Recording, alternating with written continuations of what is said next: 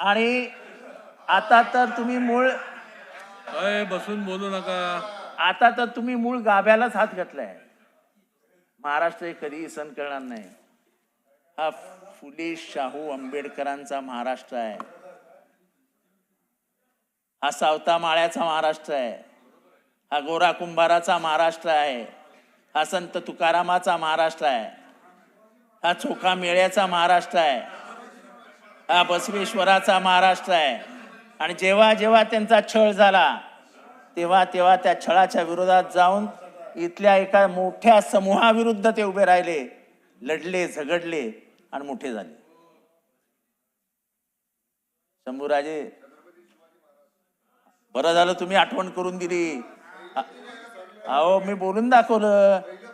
अहो त्यांचंच पहिलं घेतलं की त्यांनाच राज्याभिषेक करू दिला नव्हता. तेव्हा नव्हतात तुम्ही. परत तुम्हाला आठवण करून देतो. अहो त्यांनाच राज्याभिषेक करू दिला नव्हता. आणि नाही नाही तुम्ही होतात की नव्हतात, खरं तर आम्ही साहेब इकडे बघून बोला. त्यांनाही क्षुद्र म्हटलं गेलं, आम्ही तर क्षुद्र आहोतच. त्यांनाही क्षुद्र म्हटलं गेलं, आम्ही तर क्षुद्र आहोतच.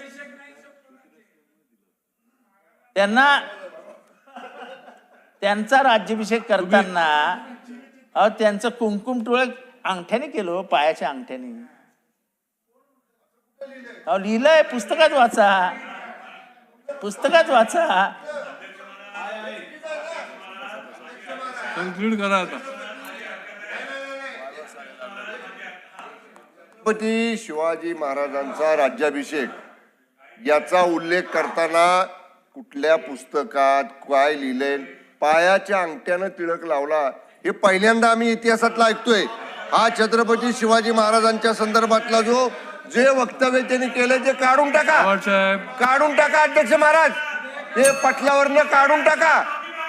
या ठिकाणी इतिहासावर डिबेट न करता विधेयकावर बोला. ही इतिहासावर डिबेट करण्याचं नाही आहे विषय.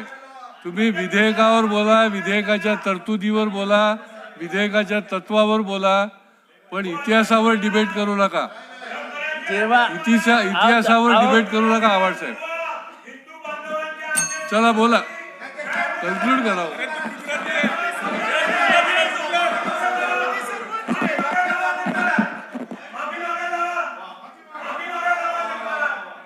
चला कन्क्लूड करा.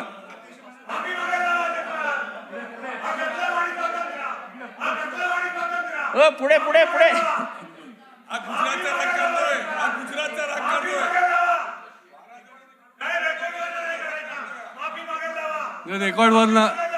रेकॉर्ड तपासून आपण योग्य तो निर्णय करू.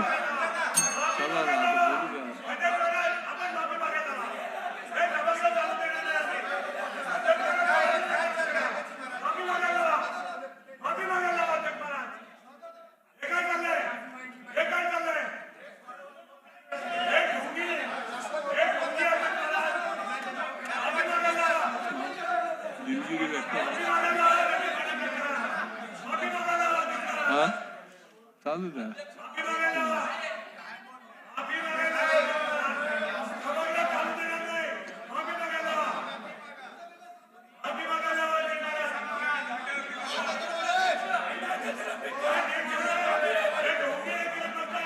अरे जागेवर बसा ना, जागेवर बसा, जागेवरून बोला ना.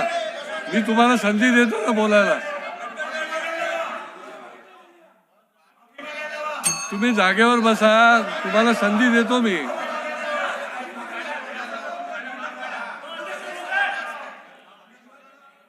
बोला.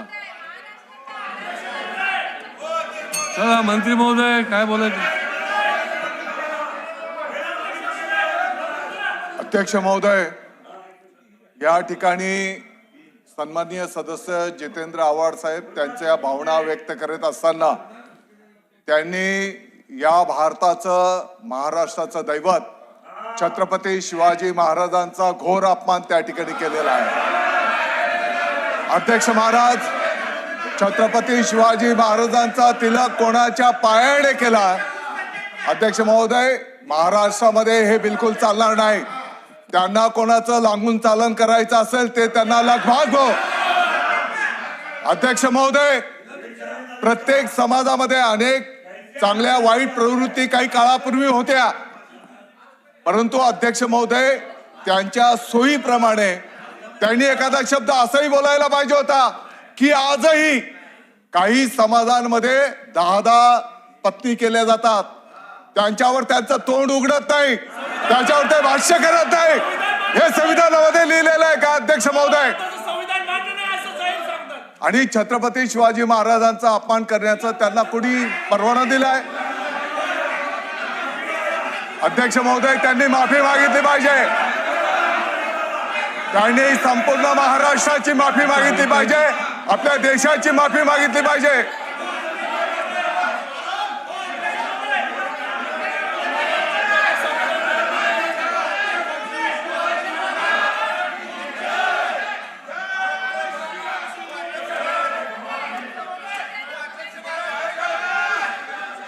दहा मिनिटं स्थगित केली.